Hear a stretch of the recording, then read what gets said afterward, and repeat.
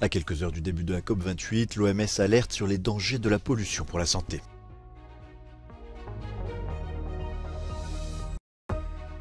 Selon le Hamas, un 6e groupe d'otages israéliens a été relâché dans le cadre de l'accord de trêve avec Israël. Les ministres des Affaires étrangères de l'OTAN réunis au siège de l'Alliance avec leur homologue ukrainien, Kiev réclame plus d'armes et de munitions. La Commission européenne demande aux compagnies aériennes d'harmoniser leurs règles en matière de bagages à main autorisés en cabine.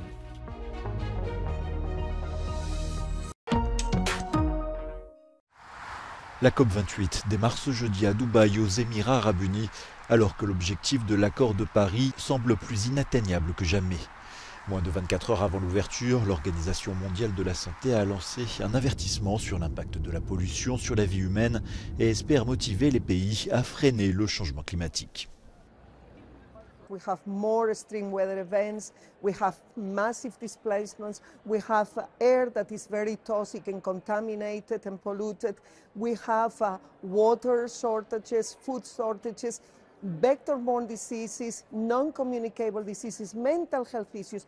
Everything is at risk because of climate change. So health can be the important motivation to take more action on climate change. L'Indonésie est l'un des pays où la pollution affecte le plus la population. La fille d'Edi Suryana est atteinte de tuberculose. Dampak kami jelas salah satunya tahun 2010 adik ipar saya perempuan baru nikah 1 tahun itu meninggal karena paru-parunya gosong. Dan perempuan itu tidak merokok. Les centrales au charbon, les voitures et les 2 roues contribuent toutes à un niveau de pollution qui aggrave les maladies respiratoires en Indonésie, en particulier dans la capitale Jakarta.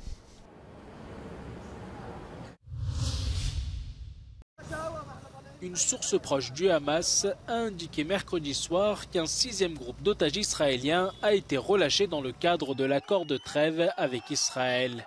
Un haut responsable du mouvement palestinien a également affirmé que le Hamas était prêt à échanger tous les soldats israéliens détenus contre tous les prisonniers palestiniens. Conformément à l'accord, depuis vendredi, chaque soir, une dizaine d'otages israéliens et 3 fois plus de prisonniers palestiniens sont libérés.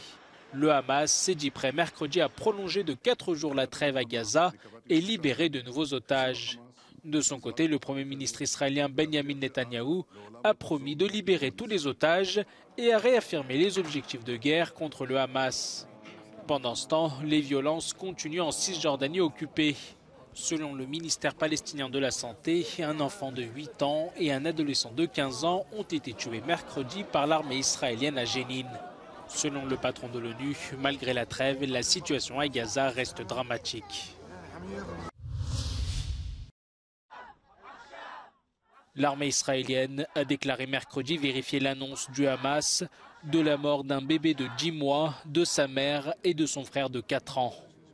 La famille Bibas avait été enlevée au kibboutz Niroz lors de l'attaque massive du Hamas le 7 octobre. Âgé seulement de 10 mois, Kfir Bibas est le plus jeune otage retenu dans la bande de Gaza. Selon le communiqué du Hamas, les 3 membres de la famille auraient été tués dans un bombardement de la bande de Gaza par les forces israéliennes. La famille Bibas a annoncé dans un communiqué attendre que ces informations soient vérifiées dans l'espoir qu'elles soient démenties par l'armée.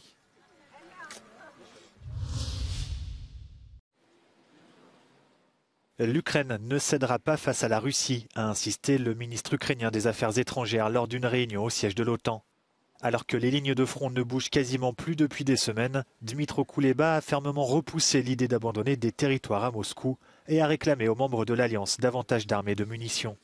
It will not be an exaggeration to say that defending Europe without Ukraine is a futile task. You cannot do it simply for one simple reason, because we currently have the strongest and the most battle-hardened army in Europe.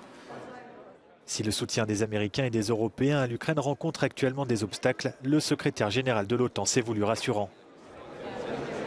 Welcome to this first meeting of the NATO-Ukraine Council at the level of foreign ministers. We remain unwavering in our commitment to Ukraine. We are determined that Ukraine will one day sit at this table as a full member of our alliance. Cette réunion a aussi été l'occasion pour l'ancien Premier ministre et désormais ministre des Affaires étrangères britannique David Cameron de faire son retour à Bruxelles.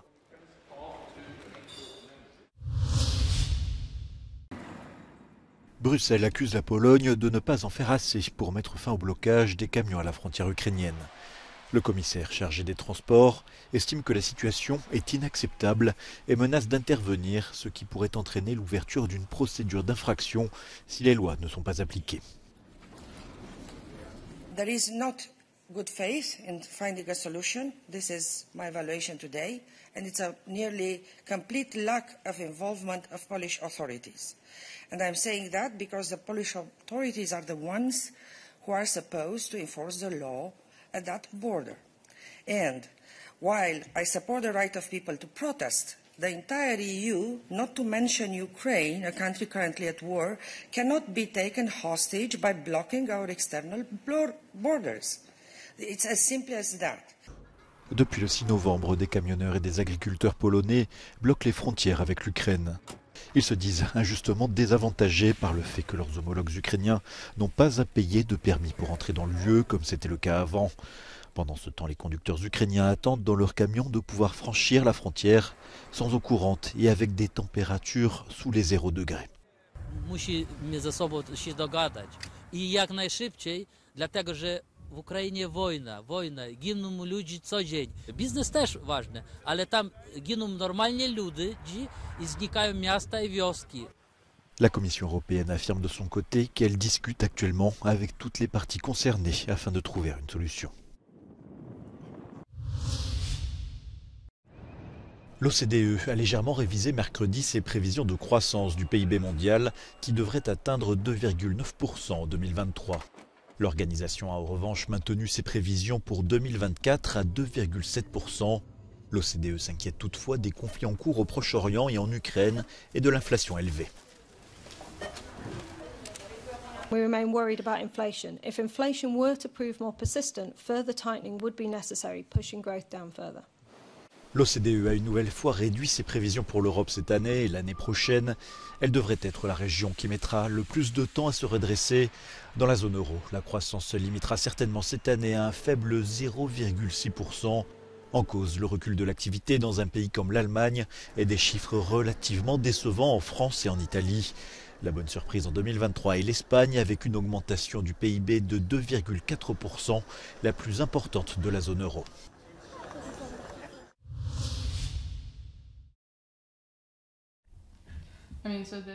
Plus de la moitié des publications en ligne sont considérées comme haineuses, selon le dernier rapport de l'Agence des droits fondamentaux de l'Union européenne. Une tendance à la hausse depuis le début de la guerre entre Israël et le Hamas. L'étude porte sur 1500 messages publiés sur les plateformes Reddit, Telegram, YouTube et X, ex-Twitter, dans 4 pays, la Bulgarie, l'Allemagne, l'Italie et la Suède. Elle pointe le manque d'efficacité de la modération. Selon ce rapport, les femmes sont les principales cibles de la haine en ligne, victimes de propos injurieux, de harcèlement ou d'incitation à la violence sexuelle. Les personnes d'origine africaine, les Roms et les Juifs sont également particulièrement visées. L'Agence des droits fondamentaux de l'UE recommande aux plateformes d'accorder une attention particulière aux messages à caractère sexiste et raciste dans leurs efforts de modération, de former davantage les agents de police ou encore d'avoir recours à l'intelligence artificielle pour détecter les publications haineuses. Petit sac à dos, grand sac à main, quels bagages sont finalement autorisés en cabine dans les avions? Les règles changent d'une compagnie à l'autre et ce manque d'harmonisation peut entraîner des coûts supplémentaires cachés. Pour les passagers, il est difficile de comprendre et de savoir quelles pièces peuvent être prises gratuitement à bord. Cette situation a poussé la Commission européenne à demander aux transporteurs de s'entendre sur des standards communs. Sometimes it's unclear. There is the uncertainty that somebody will stop you and go, "You're not allowed that bag." But if every airline had the same rule, that would be easy. But then. Le Parlement européen a demandé il y a plusieurs mois déjà une harmonisation des règles. Toutefois, au lieu de proposer elle-même des normes, la Commission préfère laisser les entreprises décider si elles veulent apporter plus de transparence.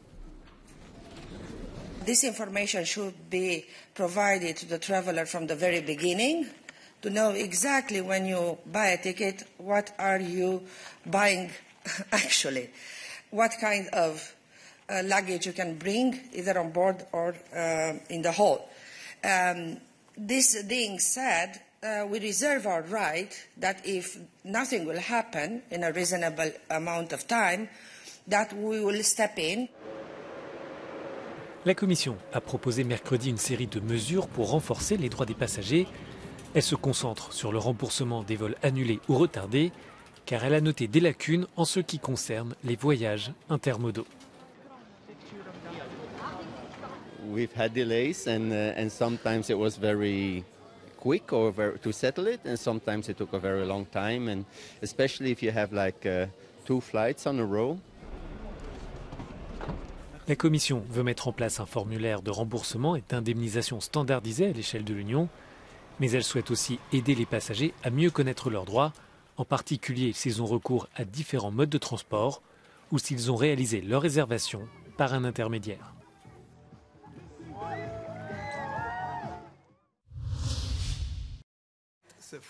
La France, bien partie pour organiser ses 4e Jeux d'hiver en 2030.